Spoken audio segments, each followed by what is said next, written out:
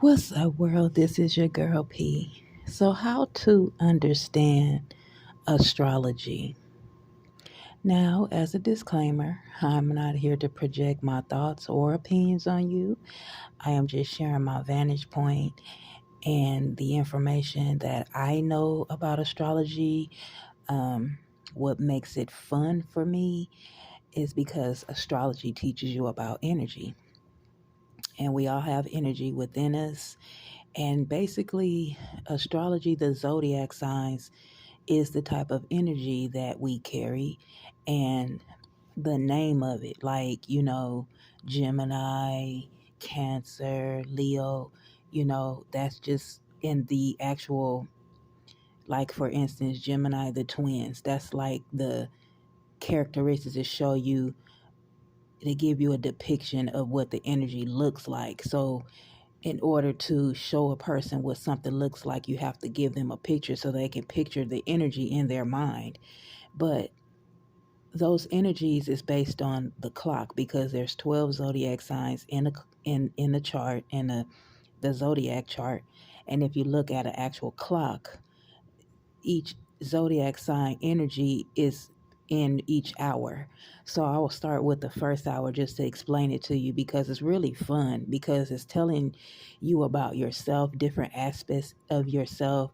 Um, Depending on where you have the energy at, will tell you. So once I show you the actual clock and how the zodiac signs are, then when you look in your birth chart, you'll be able to put that zodiac sign, you'll see where you may have that energy at. And by me telling you what the energy represents, then you'll understand why you act that certain way in that aspect of your life. So I'll start with the first hour, which is the first house, because all zodiac signs is not an hour, even though it's 12 hours in the clock. Those hours are called houses. So you have the first hour, which will be the first house, second hour be the second house, third hour will be the third house, like that, so forth and so on. So the first house, which is the first hour, would be the energy of zodiac sign of Aries. And that energy, it talks about yourself. So when you look at the Aries energy, it's all about self. It's about you. And so when you look in your birth chart, and in the first house, which will be your rising sign, is always in the first house, is about self. So like me, I have Scorpio energy in the first house, because that is the time that I was born. And so it tells me about myself, of how I look to other people, but it's not really who I am. It just maps out all the other energies about myself, the inner energies, but it's on the outside. And so, again, in the first house, which is the first hours, it's Aries energy, it's about self. The second house, which is the second hour, is Taurus energy, and Taurus energy rules possessions. The third house, which is Gemini energy, rules communication. The fourth house, which is Cancer energy, that energy is the fourth hour, but it's the fourth house in Cancer energy. It rules family and the home life. Fifth house, fifth hour, is Leo energy, and that energy rules pleasure, which is creativity. Sixth house, sixth hour, is Virgo energy. Virgo energy rules your health. Seventh house, seventh hour, which is Libra energy. Libra energy rules partnerships, relationships, like, partnerships. Um, The eighth house, which is the eighth hour, is Scorpio energy, that rules sex. That's why a lot of times when people talk about Scorpio energy, and it's all about sex to people, because it rules the genitals. And Scorpio energy also rules death and transformation. So it's about shared resources, inheritance, taxes, and financial support from another person, as well as spiritual and emotional and physical support. So the eighth house has a lot of deep, because Scorpio energy is deep, fixed emotions. So that's why that energy is deep, because it's fixed water. So it's deep, and that's why it's dark, because it's, when you look at water energy like Cancer, Pisces, and Scorpio, Scorpio is fixed water. So that's why, and it's fixed at the bottom, and that's why you have to go deep with that energy. And the next one is the ninth house, which is the ninth hour, which is Sagittarius energy. And Sagittarius energy is the polar opposite of Gemini energy. Gemini energy is communication. Sagittarius energy is philosophy and truth. So that's basically how that energy works. Is, it's philosophical, and it's about all about truth.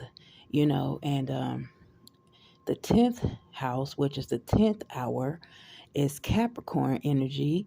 Capricorn energy rules your social status, your career, and that's why when we hear people talk about Capricorn, it's like they always want to climb to the ladder of success, because if they're a Capricorn sun, and the sun energy is always going to be your ego, and this is what our ego is, what we operate off of, even though it was given to us to face our fears and to defend ourselves. But for the most part, human beings always operate off their ego. So if a Capricorn is always about success, that's because that's the energy that they have. They can't help it. And so again, Capricorn energy rules social status. The next is 11th house, which is the 11th hour. That's Aquarius energy. Aquarius energy rules friendships, groups, and organizations. And so this is why you'll see, you know, um, Aquarius energy is a humanitarian, a humanitarian energy. It's about friendship. That's why they always want to be friends and things of that nature, because that's just the natural energy that energy brings.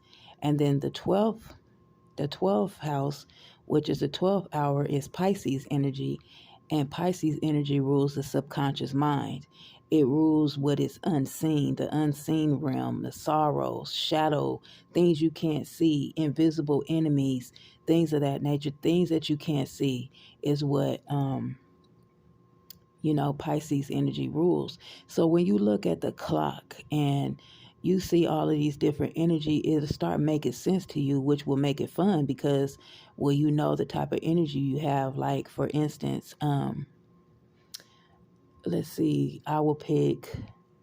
let's talk about Sagittarius energy. If a person has Sagittarius energy in their Venus, right? Venus is the planet of love, money, beauty, and romance.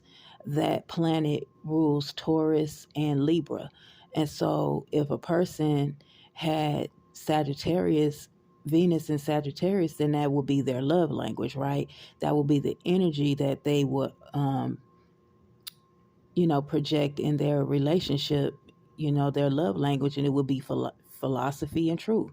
There will be a person that it will be really spiritual in their relationship. They will base their relationship based off of, you know, truth. So, that will make sense, right? If so, or if a person had their Venus in Scorpio, it will be a sexual type of energy that will be important to them. It will be all of those scorpionic energies that they would focus on. So, because that's the main energy they have within their love language. And also, Venus is the way that you go about money. It's the way that you are at work, and it's not like a person will be sexual at work. Well, you know what I'm saying? But it's that deep, fixed emotional water in their love language, how they go about money, how they are at work. That's the inner energy. And so when you look at all of these different energies and you see where you have it at, it will explain you how you are, because a lot of times people just think that, what their zodiac sign is when they're born, that's all they are. You're not just one energy. You have a lot of different energies roaming through you. And when you find out where you have it at, and what type of energy it is, it will describe yourself and explain to you, be like, dang, that's why I do that. That's why I'm like this. This is that. And it'll start making more sense to you, So I want to share that because to me, when I first started getting into astrology, I just thought I was a Gemini. I was all reading Gemini information, everything about Gemini, Gemini this, Gemini that. But then when I looked at my birth chart and I seen I had other energies, and I was like, oh, I didn't know. I was a Cancer moon. I didn't know I had Mars in Cancer. My father was a Cancer, so I have a lot of his energy. That will make sense. My mother was a Libra. I got Libra placements. That makes sense. So this is why I act like my mother and father in different ways, because I have their energy, their core energy, which is their sun sign, but I have it in different aspects of myself, even though I might be a Gemini. You know what I'm saying? And it all start making sense to you. And when you look at your moon sign, and like I have five, children, but when you look at the moon is represents the mother, and so my children have different aspects of me, and it will show based on their moon sign. Whatever energy they have in their moon sign will be how the type of mother I was to them. And this is why you'll see, like, you may have, you just say hypothetically you have two children, and one of the children feel like you didn't give them more attention than the other. Is because of their moon sign. You know what I'm saying? And this is why I really feel like, people should really, and when they have children, they really should look in their children's birth chart, because once you see the type of moon energy that your child have, and you know that how that energy works, you can stop a lot of childhood trauma from taking place with your children by being that type of parent, that their moon sign is. Like, for instance, if, just say, my moon sign is Cancer, right? So if you're a Cancer moon, you have a Cancer moon child.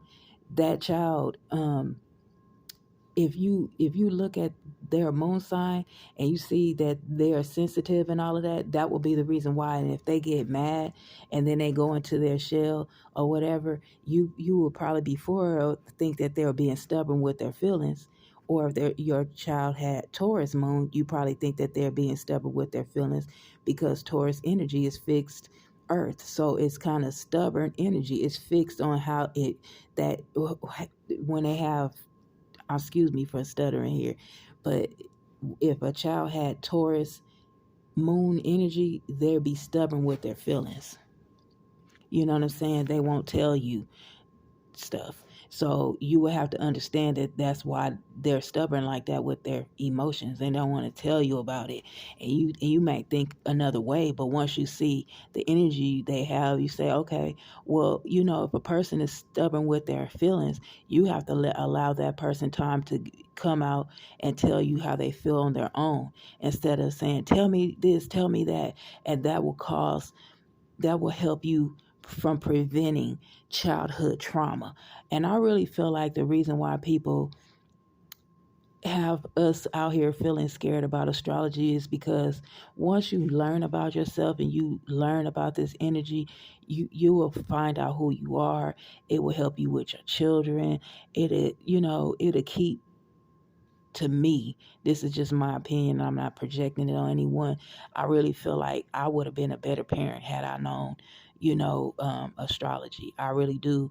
I'm not saying that I was a bad parent or anything like that, but I would have been a better parent. But this information wasn't privy to me at the time. So, it's nothing that I can do about it. But if you have small children and you look into their birth chart, you'll be able to be a better parent to your children, because you'll know how to support their emotions when it comes to, their moon sign, their feelings. You'll be able to understand, how your child is with their ego, because the ego is what you like the most, what they like to do the most. You know what I'm saying? So if you had a Capricorn child, they always want to be successful. And then you wouldn't think that that child was trying to be a show off or anything like that. They can't help it. And then you will understand your children better, and that will stop from having generational curses to keep going. I really think it's helpful, but that's just my opinion. And again, I don't project it onto you, but if you start studying astrology, it'll help you grow as a person spiritually, which is mentally, you know what I'm saying? And the more you learn, this type of knowledge, I feel the higher you'll vibrate, you'll be able to see life different. And it won't be so, you know, routinish and stuck in one way and boring, because now you know about yourself, you know about your children, you know about your spouse. You can make your relationships better with your spouse, you know what I'm saying, to prevent arguing and things of that nature. So I just really think it's a good resource of information to help better ourselves as human beings and men and women. And that's pretty much all I got for you. But I holla though. One love. Peace.